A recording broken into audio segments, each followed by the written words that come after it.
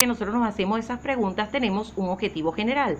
Nos planteamos un objetivo general. ¿Cuál sería, en este ejemplo, el objetivo general? Fortalecer la creatividad y la imaginación en los niños de 3 y 4 años del preescolar X de la urbanización tal.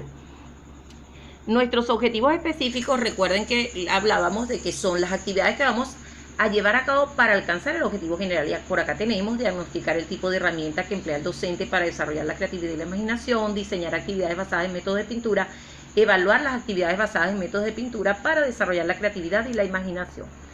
Luego vamos a hablar un poco de la justificación en nuestro ejemplo.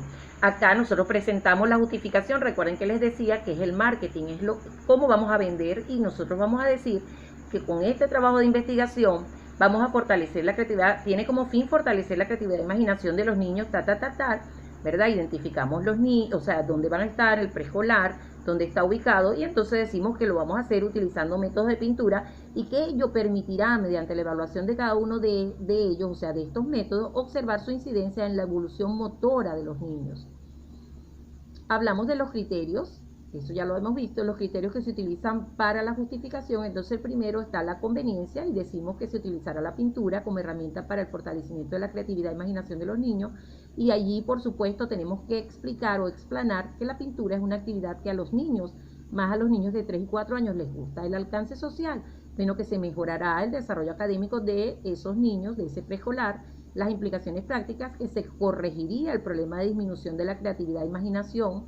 Y el valor teórico, que se evaluará la incidencia de las actividades de pinturas en el desarrollo de la creatividad e imaginación.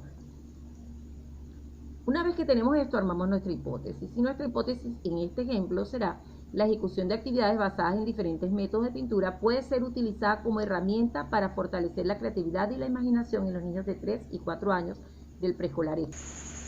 Por acá tenemos, fíjense, las variables. Vamos a identificar variable independiente, una variable dependiente y una variable interviniente. Fíjense por acá, la ejecución de actividades basadas en diferentes métodos de pintura desarrollaría la creatividad y la imaginación de los niños de 3 y 4 años del preescolar tal. ¿Cuál será nuestra variable independiente o causa? La pintura.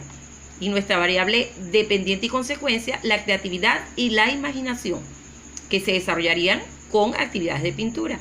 ¿Qué variable interviniente podríamos utilizar? El tiempo dedicado a las actividades, porque el tiempo que se dedique a esas actividades incide en su efectividad. Vamos a operacionalizar las variables. ¿Cómo lo hacemos? Primero, como les decía, definiéndolas. Y entonces tenemos que primero vamos a definir conceptualmente lo que es la pintura, lo que es la creatividad y lo que es la imaginación, y luego la operacionalización como tal, mediante la cual nosotros vamos a medir. Recuerden que las variables deben medirse. Entonces, en este caso, ¿qué vamos a medir? Lo primero que vamos a medir es, mediante unos test especializados, la creatividad y la imaginación. Y también vamos a medir el tiempo dedicado a la pintura, vamos a medir todos los métodos, vamos a clasificar los métodos que se utilizan en ese preescolar de pintura, y ya allí tendríamos operacionalizadas nuestras variables. Continuamos con nuestro marco contextual, y recuerden que teníamos las preguntas: ¿dónde, a quién y qué problema? El dónde y a quién les dije que era nuestro marco contextual. Nuestro marco contextual en este caso sería los niños de 3 y 4 años del preescolar X, ¿ok? Que es el dónde, el preescolar X, y a quién, a los niños de 3 y 4 años, que serán el objeto de nuestra investigación. Vamos con el capítulo 2 de este mismo ejemplo. ¿Qué haríamos en este capítulo 2? Recuerden que tenemos que tener antecedentes, fundamentos teóricos y definición de términos.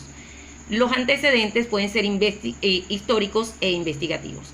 Nosotros vamos a averiguar todos aquellos congresos, seminarios, entrevistas, talleres, simposios en los cuales se hable sobre la incidencia de los métodos de pintura en la creatividad e imaginación de los niños.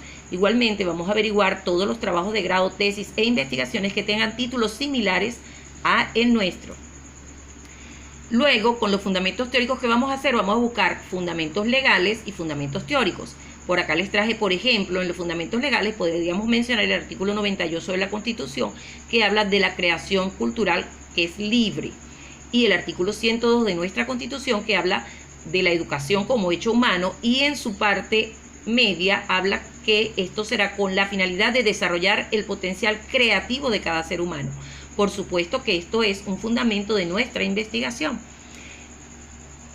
En la parte teórica, en las bases teóricas, que podemos hablar de todas aquellas teorías que hablan de los tipos de desarrollo, del desarrollo emocional, del desarrollo intelectual, del desarrollo cognitivo y de los métodos de pintura utilizados, su incidencia en el desarrollo de la creatividad e imaginación.